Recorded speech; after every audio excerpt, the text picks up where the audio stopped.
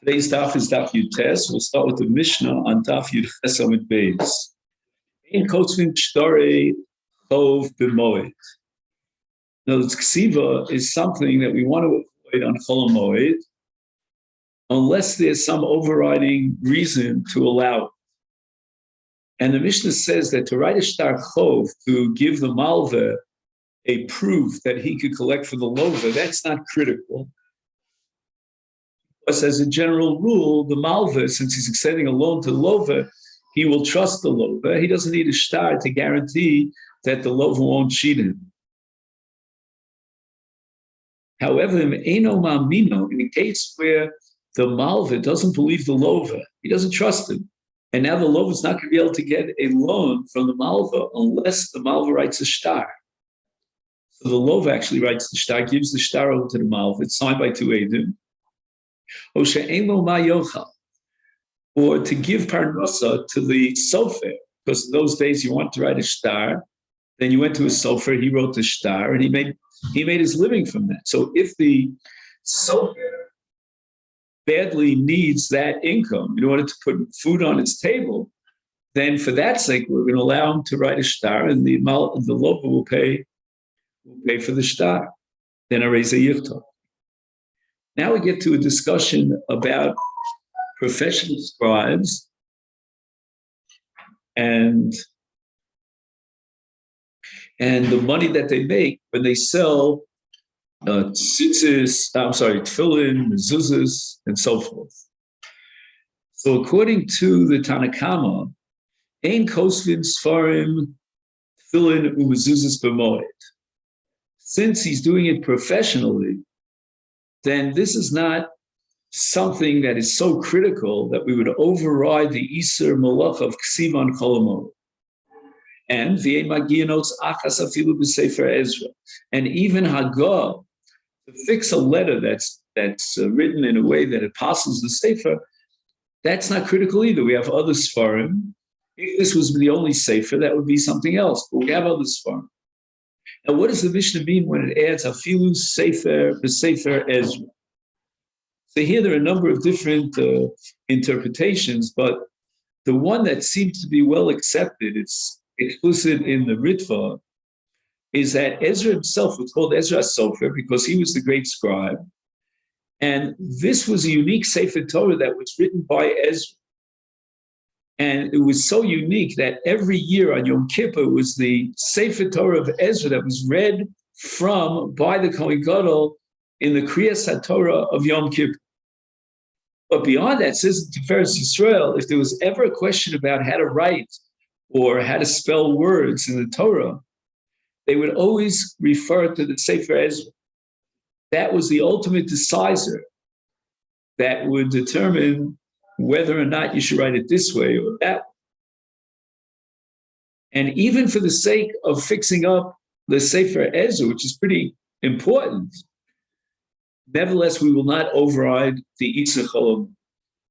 Now let's get back to Sfarim like Tefillin and Mezuzahs, Sifrei Torah.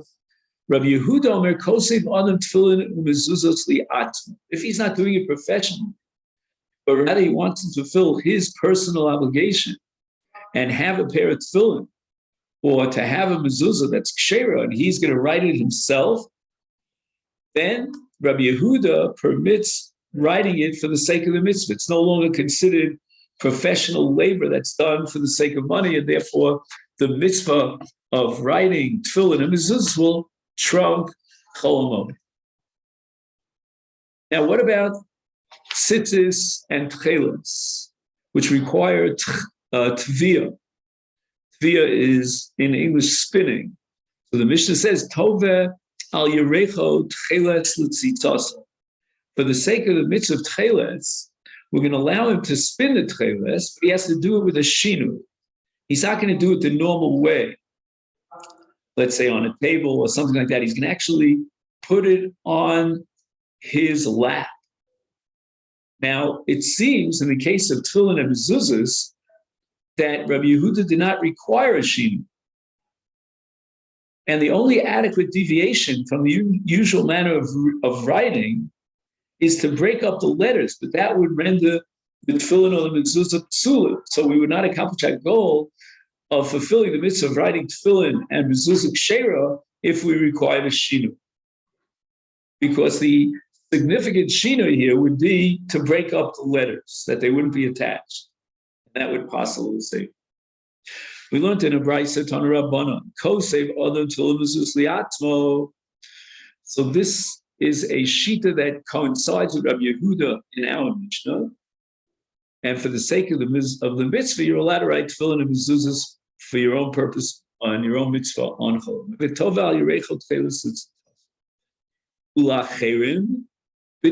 If you want to do it as a favor for someone else, and it's not a professional job for which you expect to be paid wages, that's also permissible. Divrei Rabbi Yehuda. Rabbi Yehuda Omer, Divrei Rabbi Meir.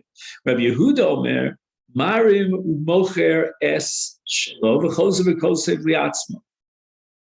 This is what we call haram, a sort of subterfuge. This is a way of sort of circumventing the law. What you do is, you do a harama, and you sell your tefillin and mezuzah, so now you don't have one, and you're obligated to get one and to write one, is then you're allowed to write it in Chol Moed.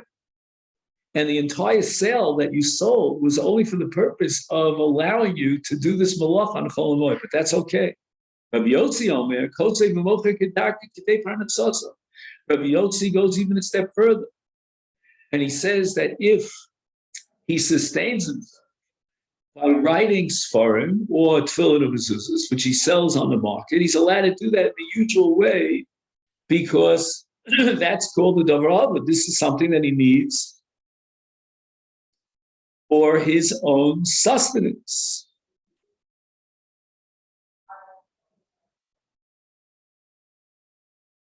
Now the Meiri throws in another element. He says not only is because it's for his own sustenance, but it's also for the sake of a mitzvah.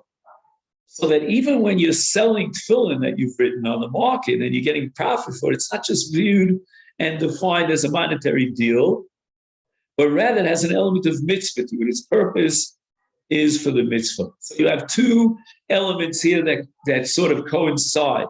One is that he needs the money to put food on the table on Yom Tov, so he can have a simchas Yom Tov. Number two, he's doing it as a mitzvah.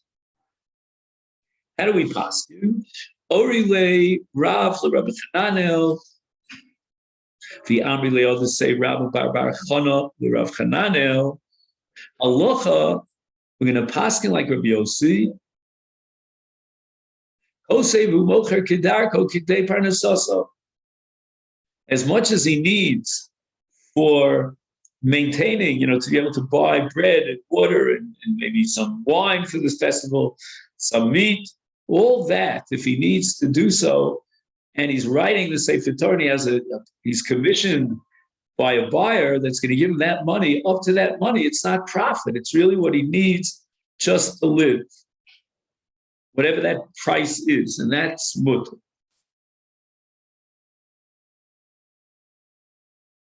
V'tov al yirechot tcheles, ton rabban and tov adam al yirechot tcheles v'tzitzaso, avalo be'evan.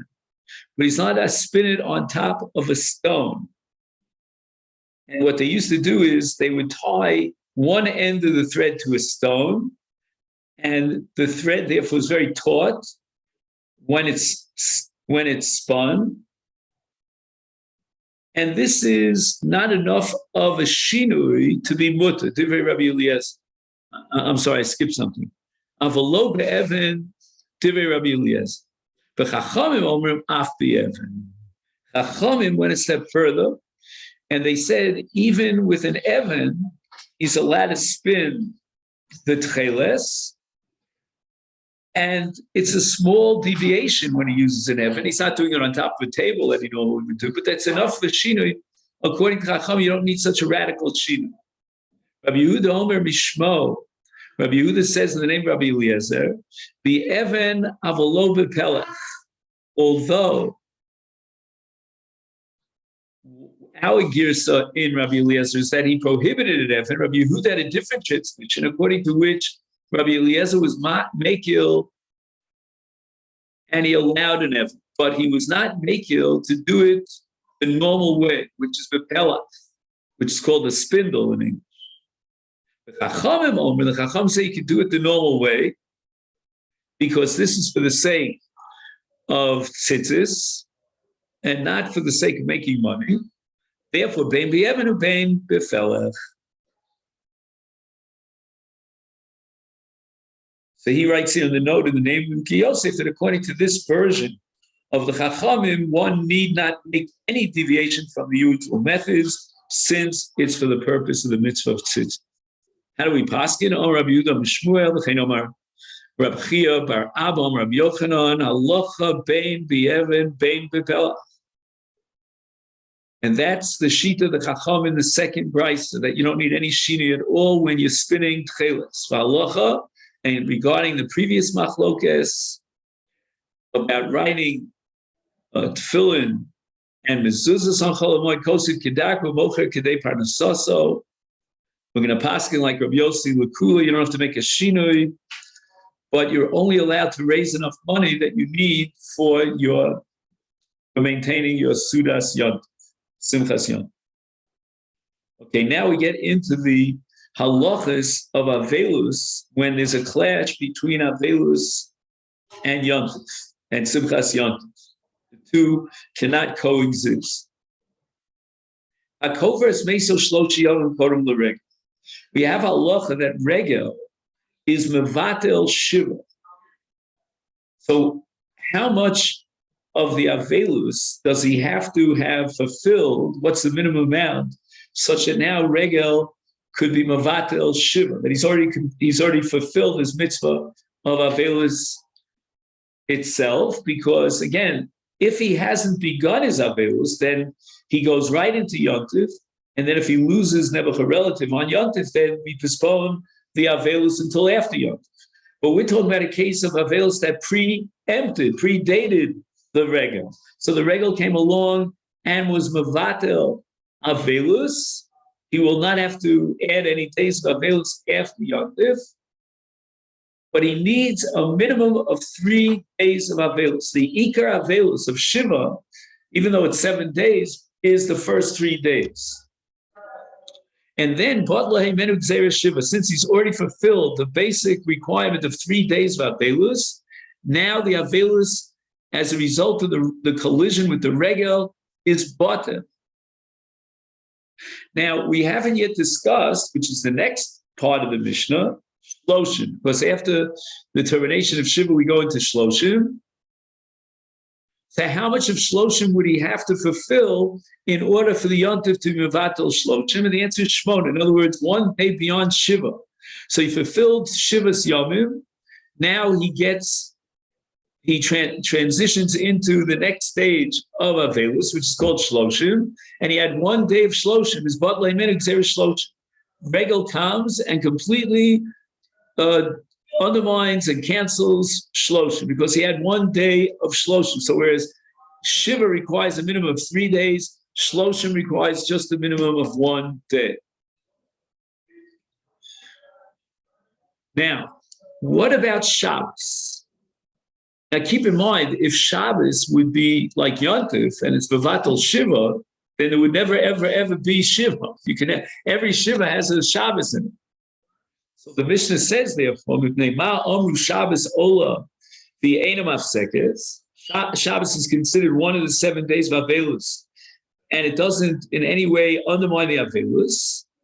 Whereas Regolim Afsikim Einam Olim, the exact opposite is true in the case of a Yontif. The Yontif is mafsik the Avelus, and certainly is not integrated into the Avelus. And Mipnei Amru, because Shabbos, as we said before, if it would be mafsik, then you'd never have Shiva. But I think on a deeper level, and this is Tosfos and Masechet Ksubis, Shabbos, unlike Regel, does not have a mitzvah of simcha, even though the Hasidim have a nusach of Yismechu Malchuscha Shomer Shabbos. But in a strict halachic sense, there's no mitzvah of simcha on Shabbos. It's a mitzvah of oneg, but not simcha. And what undermines avelus is simcha. So therefore, Shabbos is mafsik, but I'm sorry, Regel is mafsik, but Shabbos is not mafsik. Rabbi Eliezer Omer, Mishachar Beis Hamikdash Atzeres Kishabbos. That Chag HaShavuos, after the Churban Abayis, has the same status as Shabbos with regard to Avelus, meaning that it's Ola, the Einam Afsekos. Why is this so? The difference between the other two Regalim and Shavuos is obvious. The other two Regalim are a full 7 days, whereas Shavuos is only 1 day. According to Rabbi Eliezer, really, even Regel should not have the power to undermine Shiva. And Shiva should continue through Yontif, just like it continues through Shabbos. However, since both Pesach and Sukkot are 7-day holidays, if you would count the 7 days of Yontif as being Ola L'Shiva, there would be no days of Niyug Avelus at all with Shiva, because the entire 7 days, he's not allowed to be Noeg Avelus, certainly not Farhesia, maybe not even with Sinah, because of the Regel. So the Regel is going to completely undermine the Shiva. And that's the reason why, when it comes to a collision between Avelus and Regel, there is no Avelus, because there's 7 days. But that logic doesn't apply in the case of Shavuos. Shavuos is only 1 day. Now, what does this have to do with the Beis HaMikdash and the Churban? The law is that there's something called Tashlumin, so that even though Shavuos is a 1-day holiday, it's really, in truth, if you're a big lamlet, a 7-day holiday, because you have 7 days during which you can bring the korbanos of Shavuos. That's called Tashlumin. But the problem is that now the Churban Abayis took place. So we no longer have a 7-day holiday of Shavuos because there's no Tashlumin and there's no korbanos. And therefore, according to the logic of Rabbi Eliezer, when it comes to Shavuos, we're going to go back to the Ikar Adin, which we saw at Shabbos, and Shavuos is Ola L'Minyan Shiva, and it's not a mafsik. Because the only reason it would be a mafsik is because it's a 7-day holiday, which was true during the time of the Beis HaMikdash, but not after the Churban. Gamliel Omer Rosh Hashanah, Yom HaKippurim Kirigolim. Just like a regel is Mevatel Shiva, and it is antithetical to Avelus, so too Rosh Hashanah and Yom HaKippurim have the same status. And the reason for this is because, according to the logic of Rabban Gamliel, we're talking about a Kiddush Hayom that basically engenders the mitzvah of Simcha. So it's not like Shabbos. It's not a solemn day. It's a happy day. The Rama, by the way, says that we don't recite Hallel on Rosh Hashanah Yom Kippur because Ein Bazeh Simcha Yisera. It's not like the Simcha of a Yontif that requires Hallel. So it's a more solemn, toned-down Simcha. But nevertheless, it is a Simcha, and it's Mevatel Avelus, and I believe that's how we pass in Shulchan Aruch. However, Chachamim Omrim Lo K'divrei Zeh V'Lo K'divrei Zeh L'Atzeres Kirigolim for Rosh Hashanah Yom Kippurim K'Shabbos. Atzeres has the same halacha as Regel. We're not going to change it after the Churban, and it's going to be Mevatel Shiva. Rosh Hashanah Yom Kippurim, on the other hand, as we said before, they don't have Simcha Yisera. They're not like Yontif, and therefore they are like Shabbos, and it's Ola the Eino Machs. He writes here that fundamentally Chazal and Chachamim accepted Rabbi Eliezer. And the distinction between Shabbos and Yontif is that Yontif is 7 days, Shabbos is not 7 days. So since Yontif is 7 days, as we said before, it has to be Mevatel Avelus. However, in the case of Rosh Hashanah Yom Kippur, we're talking about a 1-day holiday, and therefore it's equal to Shabbos. And once it's a 1-day holiday, we go back to the Ikar Adin that the Yontif could not undermine Avelus of Shabbos. Now we start the Gemara here on the bottom of Yud Testament. Amar Rav, Gzeras Batlu Yomim lo batel. Okay, this is Chinese. The Gemara is going to try to explain. Well, literally translated, the laws and the Isurim of Shavuos are completely batel muvuta, but the days of Shloshim are not batel. So the days are not batel, but the Isurim are batel. We'll see what that means. We're not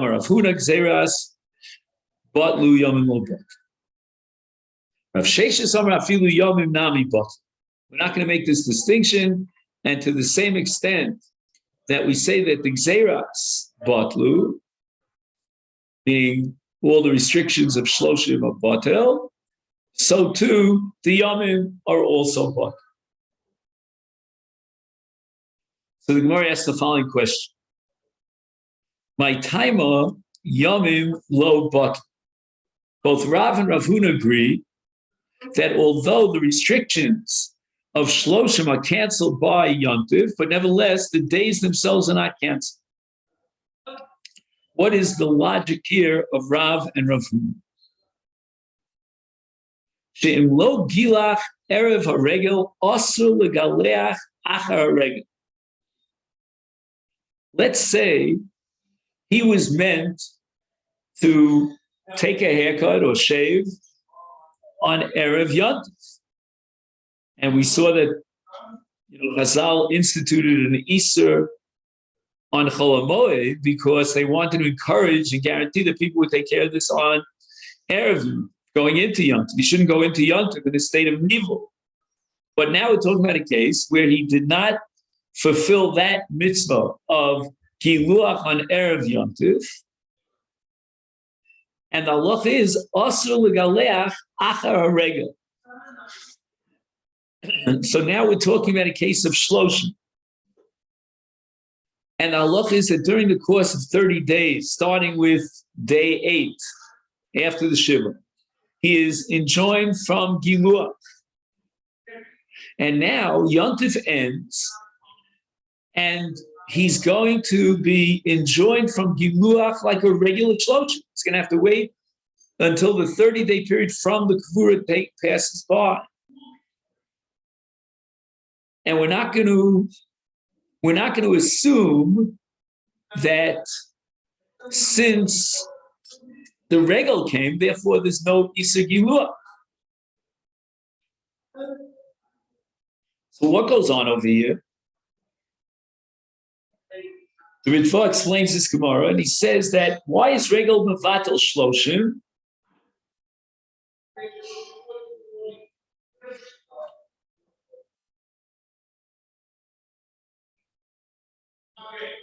Because we wanted to enter into Yontif after Giluach. But this person that we're talking about now did not take advantage of that opportunity. He did not shave before the Yontif, and therefore we're not going to be mevatel shloshim. We're going to extend the Isur in joining him from Giluach until after the entire period of Shloshim. Let's go over the logic one more time.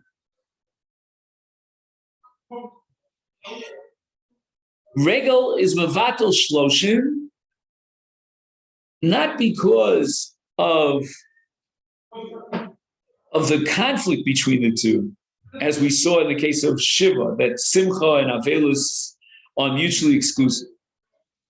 But rather, we're going to mevatel Shloshim for the sake of the regel. What does that mean for the sake of the regel? Not because of the Simcha of the regel, per se, as an adversary and an antithetical to Avelus. No. Shloshim and Shloshim of Avelus and Yontif could coexist. But if you're going to insist that as a result of the Avelus, he's not allowed to shave because that's the law of Shloshim, you're not allowed to shave during Shloshim, then he's going to enter into Yontif in a state of Nivel.